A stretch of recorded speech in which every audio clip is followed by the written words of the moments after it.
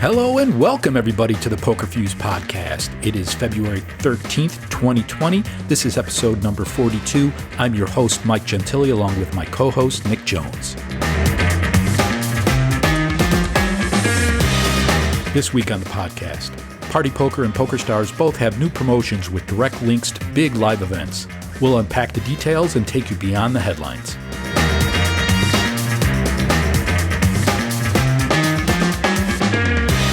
The legality of daily fantasy sports in New York is in jeopardy. We'll discuss why those legal woes could spell bad news for the prospects of online poker in the state.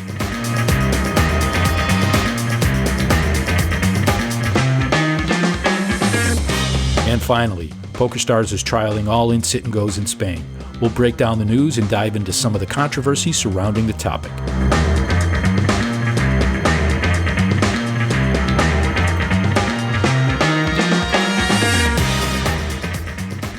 So there's been some announcements about some live poker tours that have connections back to the online poker world. Nick, what have we heard from Party Poker and PokerStars?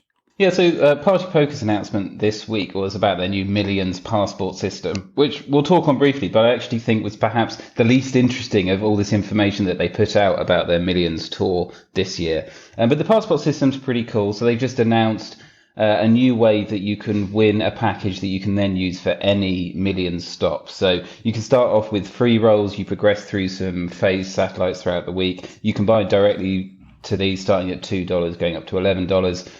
Win that, or you can then take a stack through to a semi-final, which you can also buy directly for $109. But then every Sunday there is one final every week, I think running all year, where they will guarantee one $10,000 package, and you can't buy in directly to the Sunday final, so that's cool. So yeah, everyone has to be a qualifier. The most that you can jump into is at the 109 level. So the idea with this passport is once you win it, you have 12 months to use that 10k package to enter any Millions, either live tour or also their online stop. We'll talk a bit more about that in a minute. But so it includes a 5k buy-in, transport, accommodation, expenses, that kind of thing. So yeah, it's part of what Party Poker have been trying to do this for a while, which is more flexible online satellite system, so you're not locked into having to play one event if you win a satellite online. And this passport idea is not anything new in poker. So we've seen other operators, perhaps even Party Poker, I'm not sure off the top of my head, offer these types of passport. I think they even use the name passport in their promotions, offering the ability for people to pick and choose what live events they want to attend. Yeah, so one time we saw this was Party Poker working with the WPT 3-4 years ago. They had the WPT passport, pretty much exactly the same thing. Right. So they did that in 2016, but we haven't seen them do that since this exact structure. They spent the last 2-3 years experimenting with this currency format, so you can play online satellites. You basically grow my PP live dollars, and it went through a few other iterations on that kind of name, and then those satellite dollars could be spent to any live package, and you can use that money as well for travel, hotel stay, any Party Poker affiliated event. So it didn't have to be Millions, it could be WPT or something like that. I think they still have this system, the satellites are still running, but I get the impression that maybe they're phasing it out and switching over to this passport system. I think I prefer this passport idea because it keeps it prestigious. I think the problem with just having a separate currency is it now just feels like you're grinding dollars which aren't dollars you can cash out. They're just, these, and like there's no end point, where this is, boom, wow, I've won this prestigious VIP package. I don't have to, deal with it all myself and use these fake dollars to buy my, it's 10k. I'm going to have luxury travel, accommodation, buy into an event. So there's a thing to shoot for, but it's not like I win it. Okay, I have to go to the Cyprus event or I have to go to the Vegas event. I get to pick the one that's best for me, but it's still, you have to use it to enter a prestigious Millions event. And that also keeps these tournaments, filled with casual players because, these people are going to be shooting for these Millions events, winning packages and then heading to one. Ah, good. So in the announcement of this Millions Passport promotion, they also announced some new dates or some stops and dates for the Millions Tour. Yeah. And that, I'm going to guess, is what you found the most interesting? Well, there was loads of information buried in this. And I think we hit this point, I think, most weeks of the podcast. The Party Poker announced so much stuff through Twitter or just through a blog post. And then, we do the job of disseminating it, which is great for us. But I think it's hard for everyone to keep up with what they're doing. So just a few weeks ago, they announced the first stops on the Millions Tour, and it was the first few months, and it was, I think the UK event was like December into January, and right now running in Uruguay is their Millions South America. And then a week after that, they've got the Sochi Super High Roller Series, which is in March. So they announced that. A week after that, they announced Millions Cyprus, which is in May. They haven't been back there for a while. But then, so they announced this passport thing, and buried in that was they're going to Vegas in June. They're going to London in August, and even that they're going to Prague next year in a year's time. So they put out this extra information, which is important because obviously if you're going to start winning a package now, you could be like, cool, I'm going to save that for Prague 2021, So they felt that they needed to put out more dates. But this is all new information, all really interesting as well. So last year was the first time that Party Poker had been in the United States since pre-UGEA, I guess. And they did a last-minute thing, Millions Vegas, leading into or during the WSOP. They said it was a one-off, but they've announced it again this year. So it's, looking at the dates here on their website, it's from the 1st to the 30th of June. So they're planning a pretty big thing. I think it's at the area. Like with all... Well, yeah, they've been doing the WPT 500 at ARIA for a while. But this is probably their first big major tour stop. Yeah. Yeah. So it's the first one under the Party Poker brand. Well, last year's was the first one under the Millions Party Poker brand, and they're repeating that again. And it's they're big. They're big 5K buy-in events, big top prizes. Again, they all have a $5 million guarantee. So that's in June. Millions London. Again, they haven't taken the Party Poker Millions brand to London for a very long time, from what I could work out. Perhaps never. Normally, when they're in the UK, they're in Nottingham, which in the Dusk Till Dawn Casino, which Rob Young has connections with. This is going to be in August. Again, £5 million guarantee, £5,000 buy-in. So that's really interesting. And then Prague. I don't think they've ever been to Prague, because normally when they go to Czech Republic, it's in Rozvadov. So that's a new stop for them as well. So this trio of new events kind of were revealed. And the announcement of Millions Online returning? Yeah. So I think we've written about this a few months ago. It was definitely going to happen again. They did leak a bit of information here and there. We also guessed that it would return to a 5K buy-in. So it went to 10K for the last couple of years. Now it's going to go back to the 5K. So that's all been confirmed. But the big thing is that they apparently revealed that it's going to be a September date. So the last 3 times it's been kind of on its own in an early December slot. This is now moving to September, which fits in more with when the big annual online series happen. Yeah, I think we even discussed the timing of their December slot in the past, maybe even thinking that they were alone in running this big event during that time period, and that maybe it was beneficial for them. But obviously they think that being paired up with the other big online tournament series during that September timeframe is probably going to be more advantageous and get more people to the tables. Yeah, so the website just says, it's got the dates 1st to the 30th, but I think that's just a broad month range. It says exact dates to be confirmed.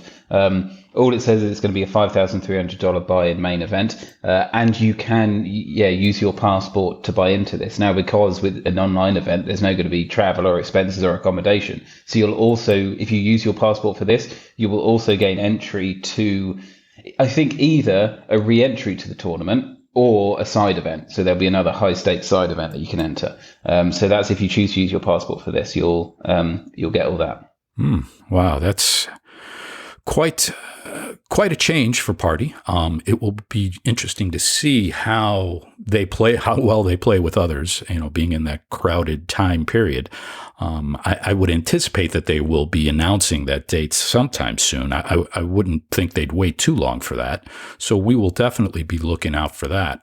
Yeah, it's definitely worth just reflecting on, so this year, including the UK that's just completed, we're talking 8 flagship tournaments around the world in 3 continents, including the Caribbean Poker Party. They're going to Russia, Cyprus, Vegas, London, and then probably January, February next year, Prague. Like that's a big tour. I mean, compared to the European Poker Tour, which is, 3 stops this year they've announced. I think it was 4 last year.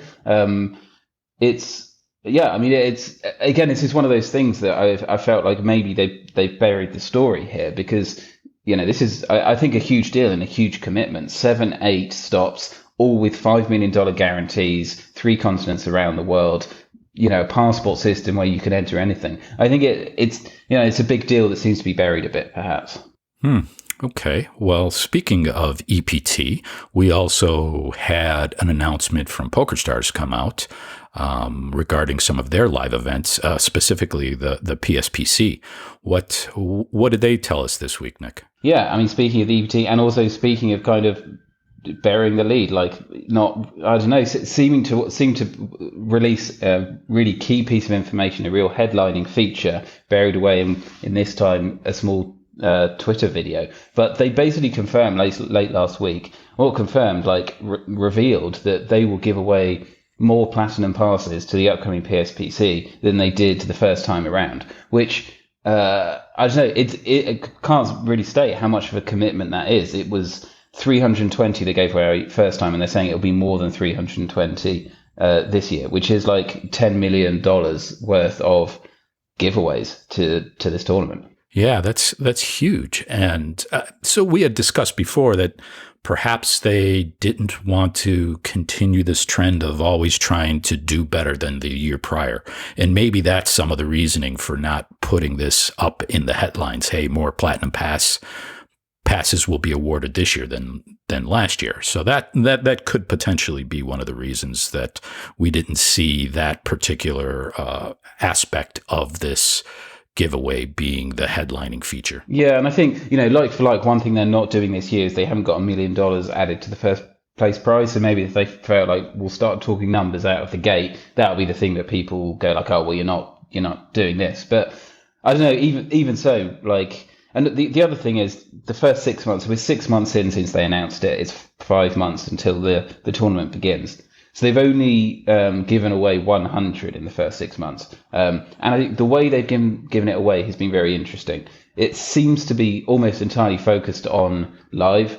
So it'll be both their existing live stops and specific tours. So they have the Road to the PSPC tour, mostly in Europe. So they're not doing it on the US like they did with the Moneymaker tour in the US, obviously because they're focusing on European players because it's in Barcelona rather than the Caribbean. But they have Moneymaker is over in the US doing tours, and some of their local ambassadors doing tours as well. So there's been a lot given away that way through the live roads, and a lot less online. So we saw the first time around, they would give away, platinum passes to the winner of the W Coupe leaderboard and the winner of the main event at W Coupe, and even the small ones like Turbo Series and stuff. To my knowledge, they've done none of that this time around. So other than they had some Megapath satellites, which are still live and still pretty value rich from what we can see, like it's there hasn't been that many and just been a lot less buzz. But anyway, so they've come out and said we're going to give away another 220 in basically the next 180, 190 days. So like 1.3 a day, 10 a week platinum passes will be given out, and like $6 million worth of platinum passes will be distributed over the next 5 months or so. Yeah. So I think I've got 2 thoughts on that, both in the timing and also with the way that they're giving away the platinum passes. I'll start with the timing. I think it's actually brilliant. I think if they had evenly distributed those over the course of the year, that they would have lost out on the opportunity to create a huge buzz. But here we are, 5 months, 6 months left before this event, and they still have, 2/3 of the passes to give away. I think that really is going to create a lot of excitement and gives them the opportunity to capture a lot of the attention of the poker world over that period of time. So I don't disagree with that. It absolutely makes sense to load most of them at the end, but I still feel like, where are the headlines and where's the press release and stuff going, $6 million worth of platinum passes to be given away over the next 6 months. I mean, they're just starting to ramp up, and the reason why they release some of these numbers is because they're running platinum madness for the next 3 weeks, which is they're in fact giving away 42 platinum passes over the next 21 days. Half of them, interestingly, in the French and Spanish market, which is a lot for a much smaller market, because then it's 21 in the .com market, which again is just a huge number in France and Spain, in comparison relative. Yeah. So, they're ramping it up that way. But again, it's left to us to kind of unpick and work backwards and go, holy crap, that's more than last time. They're not saying we're giving away more than last time. And they're not saying, and it's odd things. They're saying like, this promotion in Spain and France is worth over 500,000 euros. Well, the platinum passes alone are worth 550. And on top of that, there's all these other prizes. So it just still feels understated to me, I guess. Okay. With regard to the way that they're giving them away, the thing that jumps out at me is last time we saw, the winner of this event also gets a platinum pass, and it seemed like they were handing them out more to people that had done well in some of their events, which probably leads to having more skilled players in the field, where it feels like this time the methods that they're using to give these away rely less on poker skill, and as a result will make the field a lot more recreational player heavy. Yeah, and I think that makes sense. The issue is the reason why you want to make it recreational player heavy is so that the professional players realize that, so they all come in droves to buy in, right? So if you're doing it all, and maybe it's just my perspective in the social media that I read and the forums that I read, but when it's a live event, although you might capture a moment that goes on YouTube, it's not going to get, you're not going to get somebody, I don't know, like if it was given away to someone on Twitter, they're going to be out on Twitter going, oh, this is amazing, and it's going to get retweets and it's going to amplify. Where if it's live and it's just given away in a stop where there's no journalists, there's a couple of hundred people playing a tournament, it's not going to create any buzz to the wider world, at least from my perspective. So the issue there is, again, like we're out there, I did a Twitter thread this week and we've got great news articles on Poker Fuse all about this and saying like, hey, like there's going to be a lot of value in this tournament. If you're a high stakes player and you entered the Barcelona and, people went and then bought into the 25k event and say like, it felt like a $500 event, because a third of the field had these passes given away, and they might even be more casual player friendly. And we know for a fact now more than 320 are going to be ultimately casual players. So last time around that attracted some 700 direct entries or satellite qualifiers for real money. They need to get that message out if they want that same number again. Yeah, that's a good point. I think, and I'm not, maybe I'm putting them on the spot by throwing this out there, but I think we're going to see a lot more of the PSPC promotions throughout social media as the date grows nearer. I expect that we're going to see more of the non-poker competition type of giveaways that they did last year. I remember Liv and Igor did that one puzzle challenge or the questions and stuff. So, and, we saw Joey do that wasn't planned, but we saw the Joey and the giveaway around Christmas time with that platinum pass there that ultimately got him out to the PSPC as well. So I expect that we're going to see a lot more away from the table giveaways, and I have to assume they're going to rely on social media to get the word out, and perhaps even as part of the competition as one of the mechanics, participating through social media, which will then hopefully spread the word to the professionals and get the field to be even bigger than it was in last year now, January 2019.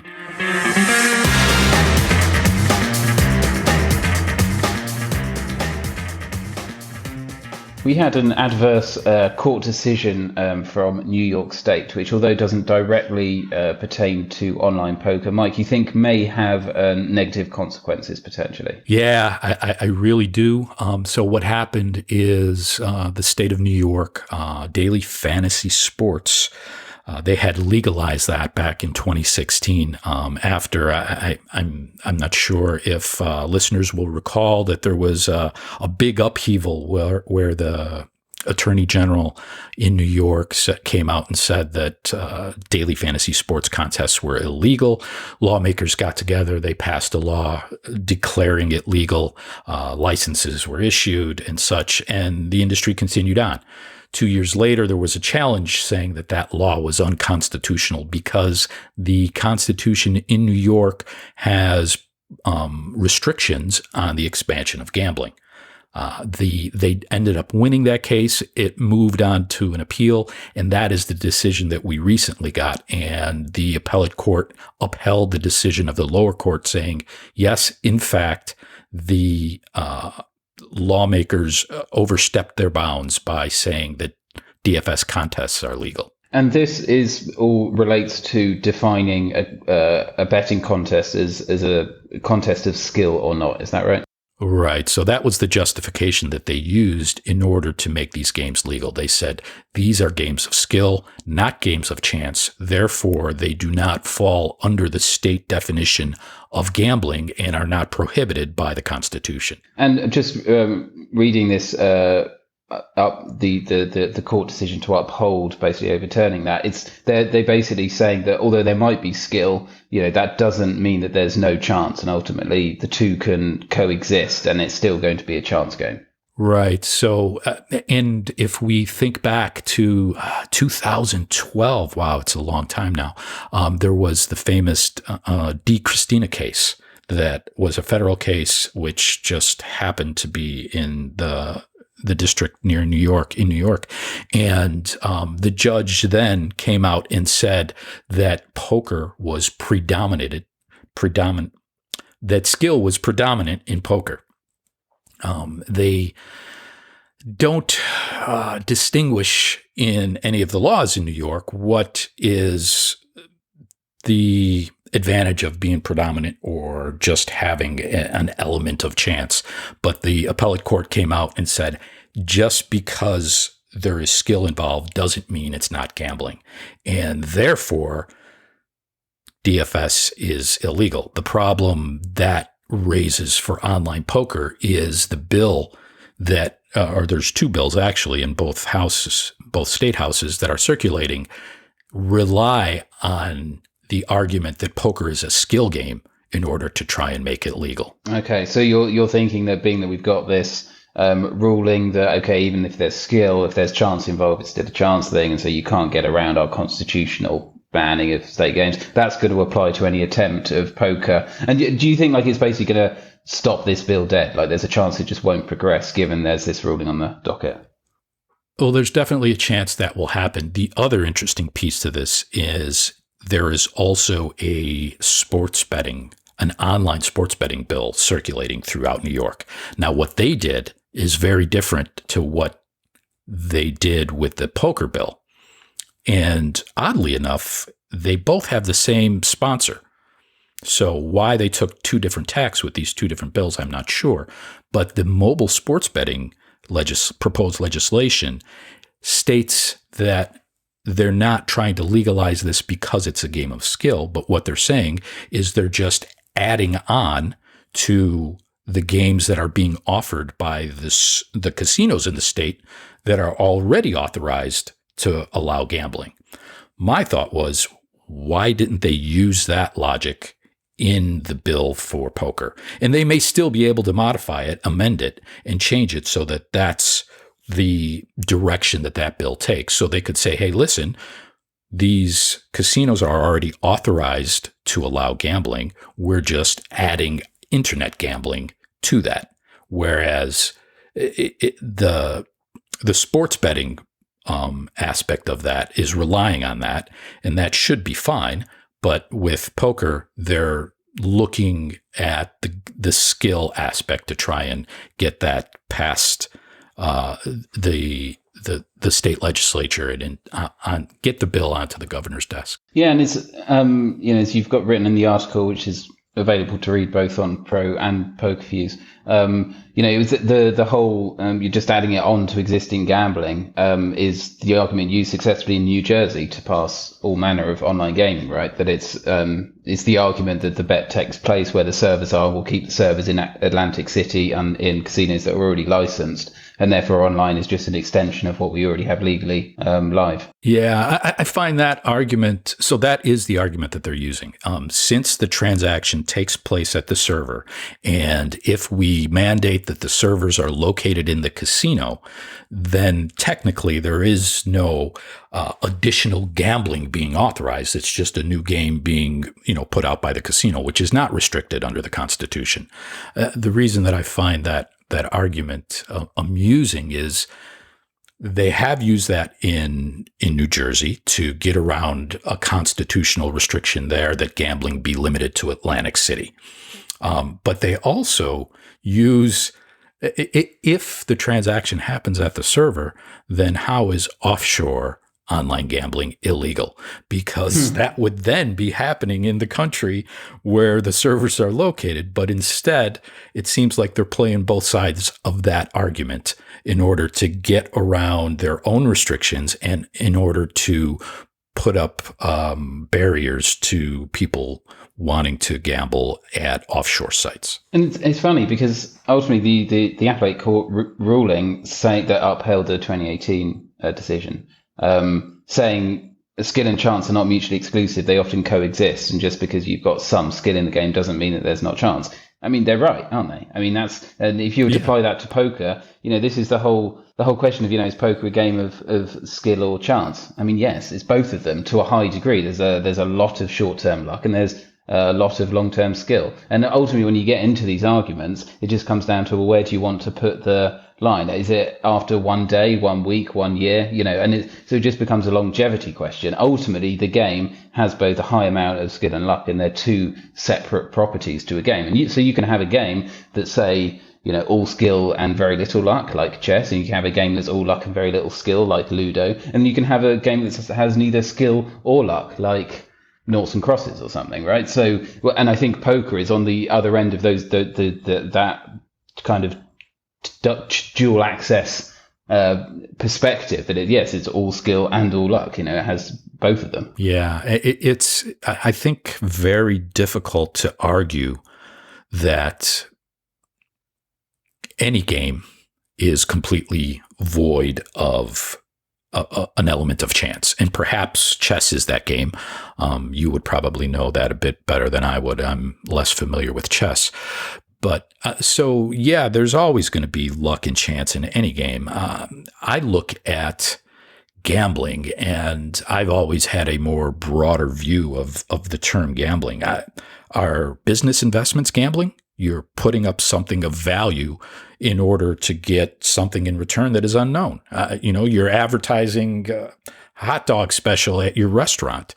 Is that not gambling? You're investing your money to send out flyers or to promote, to advertise the special that you have, and you're not sure how people are going to respond. So I guess legally, there's probably better arguments that would narrow the scope of gambling to these particular games. But I find it quite problematic that they are applying the definition so broadly here. Yeah, I mean, I think any definition has to be something along the lines of, regardless of how much short-term luck a game can have, can a person's skill and strategy long-term overcome it, right? And It's something along those lines would be inclusive to sports betting and daily fantasy sports, but wouldn't still include things like blackjack. Or maybe, I suppose you can still have you can have card counting in blackjack, but maybe you wouldn't include, say, roulette, which even if you make, not the really fishiest bets, your skill is never going to overcome it to the point that you can, have a long-term profitable strategy. But anyway, okay, so that's New York.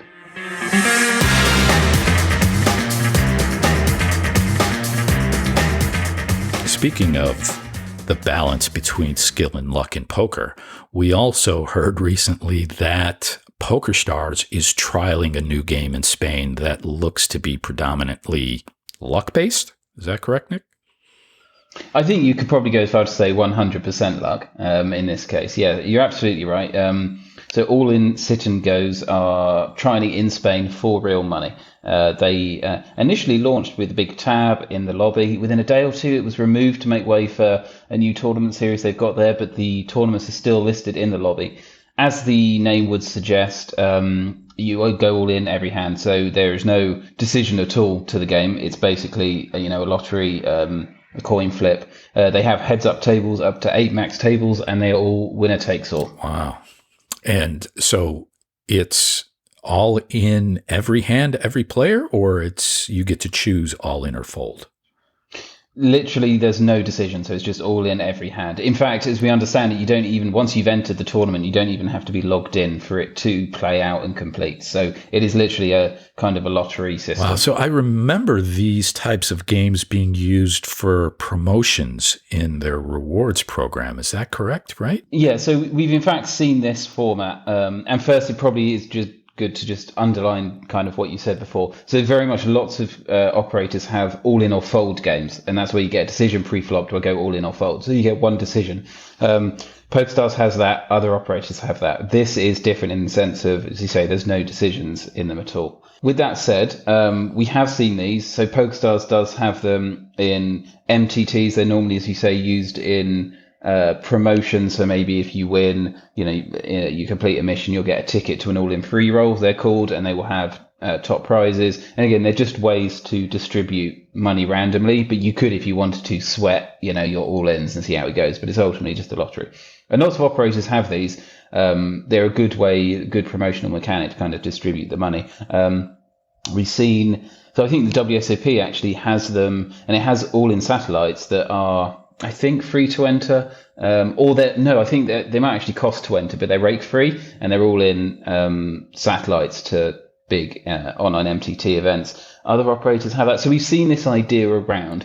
We haven't seen these raked on-demand sit and goes. I actually did a thread on Twitter and got loads of interaction on there. Lots of people with their opinions, as you can imagine, on this format. But people did point out some cases where the other people have got this. So some of the US-facing sites have this. Bovada has exactly this format, I think, and I think the Chico Poker Network as well. So there are some of the smaller sites or lesser established sites that have this. But for a .com operator, I think they're the only operator today who has a format like this. Wow. And I would imagine that the reaction of the poker community is going to be pretty harsh on this if it were to be rolled out worldwide. Just looking at the test market in Spain, do we expect that they're going to roll this out everywhere, or is this just going to be a short-lived little run in a small market that they are ultimately going to decide isn't right for the wider global market? So it's interesting. There's lots of aspects to this. It's as it stands right now, like, we couldn't find any information on the Spanish website about this, even in the client at all, other than one message saying, hey, try out these new tournaments. They're kind of buried away. You'd have to know they were there. It took us ages to observe one of these games kicking off because they did not fire off frequently, which is not surprising, just for the fact that, I say, they're pretty hard to find. You have to filter them out in the sit and go lobby. You can find them under events, and there's a sub tab for them. But yeah, so we have observed one, but it took a long time. They're not really firing off. The big thing here is the rake. Like, if these were rake free, like coin flips, I think people would probably say they're a good thing. They're absolutely not rake free. They are up to 10% rake at the low stakes. So wow. And just to compare, normal sit and go is around 10% rake, correct? Yeah, I mean, at the absolute max, I would imagine. I'm not entirely sure about the ones in Spain. It's going to be higher rake in .com, but traditionally you're in the 6, 7, 8%, maybe 10%. I mean, maybe 12% in the micro stakes. But yeah, being that this is a game that lasts seconds, ultimately, I mean, in the heads up, it's probably going to be one hand. I mean, if you're even there to sweat it, so literally seconds. And an 8 max one, I mean, they're probably mostly going to be one hand. You'll get some splits sometimes, and you might get 2 or 3 hands, but that's it. That's very, I mean, it's 5% at the higher stakes, and they go up to, like, they have them sort of from 10 cent all the way up to 250 euro buy-in, heads up to 8 max. They're all winner takes all. So if these were rated at like 1% or 0.5%, I think there would be more of a discussion within the poker playing community about these. Whether these will roll out or not, I guess, just depends on how successful they are. Yeah, I mean, as someone pointed out to me on Twitter, Robbie Straczynski, had a good point where he said, like, no one's up in arms when PokerStars has the new slot game. And that's absolutely right, and that's how we should look at this. There are two points to that, though. One is, this very much looks like a poker game. It's in a tab sat next to other poker games. It looks like a poker lobby. It's the same lobby. It's the same design. It's the same break. It's just there are no decisions in it. I assume this is regulated under poker regulations. I might be wrong about that, but I assume it is, because it's in the poker lobby. It's not in the casino tab. It's not in the sports tab. It's in the poker tab. So it is ultimately, it looks like a poker game, but it's not, I guess, would be some people's problems. I wonder if part of the testing that's actually going on in Spain is not just about how the audience or the players in Spain take to the game, but maybe just to float the idea to the more general poker community and see what the reaction is going to be. I wonder if their testing is limited to just the popularity of the game, or if they're also testing to see what the reaction of the wider global market might be. Well, it's never going to be positive, is it, from a poker customer base? Again, even if it was rated at 1%, it's going to be negative, because people are just going to go, LOL, it's a casino game, rake stars, blah, blah, blah. So I think even if we put that hat aside of looking at it through the perspective of, is this good for poker? And I think most people will say no, but just from the perspective of, is this good for business, for the PokerStars business? And even forgetting like the long term of poker players' wallets, I question whether a game at 10% break like this makes sense. I mean, when you think about casino games, it's hard to come up with one where the house take is higher than 10% of any bet in a casino. Like the only one I know of definitely is like Keno, and that's I don't know anything, but that's basically like a lottery, isn't it? Like, yeah. I don't know, But other than that, so even you look at slots, like online slots, and I had to look into this, but they're around the 4 or 5% mark on a spin. Obviously, roulette is like 2.7 or 5.4%, depending on its one or two zeros. And then you look at blackjack, and we're going down to like 0.5%, depending on the makeup of the deck. It can be as low as like 0.1%. Video poker is nearly always under 1%. Craps, bets are somewhere between break even. And I mean, so there's some really bad bets at the craps table, aren't they? But mostly you can bet like 1 or 1.5%. Baccarat is 1%. So like this is 5 to 10%. So it's on the high end of, even slots. And the other factor I was thinking about this was that the ones which do cost more, they normally have a jackpot prize. So like slots are one of the more expensive games, but people are willing to do that because the variance is high, because you can hit a jackpot. Whereas the games which are a bit more grindy and you double your buy-in or triple your buy-in, like craps or blackjack, have a much lower house edge. And this game is it's very similar, I think, to the variance of like blackjack, right? In that you're going to bet and you're going to win or lose. If you enter a 4x game, you might multiply by 4, obviously, right, and up to 8x, and 8x is like a big blackjack hand where you split and double. So it's like a blackjack, but it's like 10 to 20 times the cost of a blackjack hand. And I think that I assume there's a reason why experts at offering online gambling games don't have slots with a 20% house edge. They've all seemed to solidify around the 5-6% mark, and blackjack is 1% or worse. There's a reason for that, and that's the right amount to keep people in these games and give them a good chance of winning, but still making a nice rake from it. I'm no expert in house bank games, but it just seems way too high. It seems out of whack of other games of this type in a casino. Has there been any word at all from PokerStars on this? I mean, zero. So we spotted this. We wrote it up. Hadn't seen anyone else spot it, even though it's there live in the PokerStars client. We've seen a few of these games pop off, and that's been it.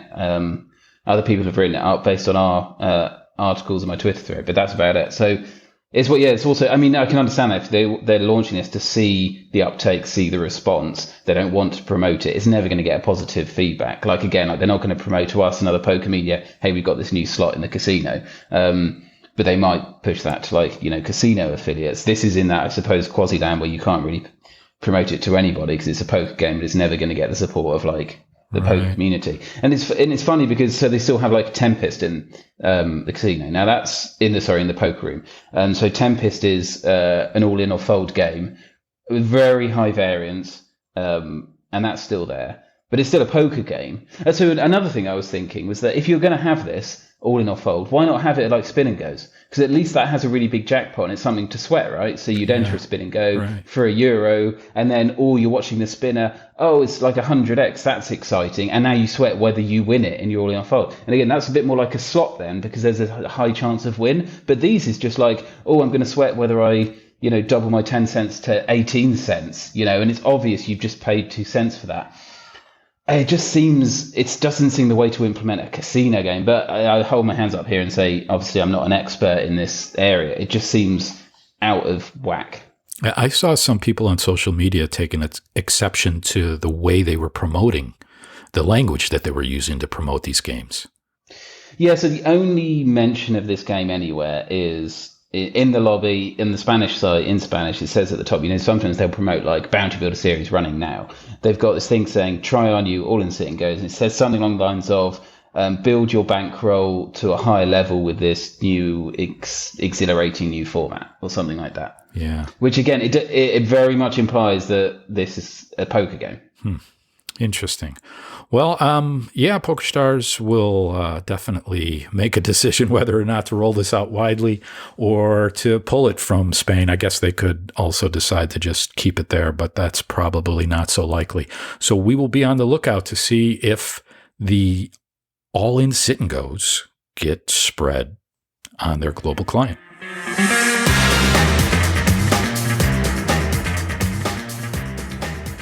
Well, that wraps up this episode of the Poker Fuse podcast.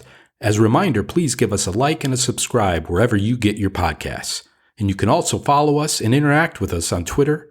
Nick is at PokerProJones. I'm at SpookyBugs. Thanks, everyone, for tuning in.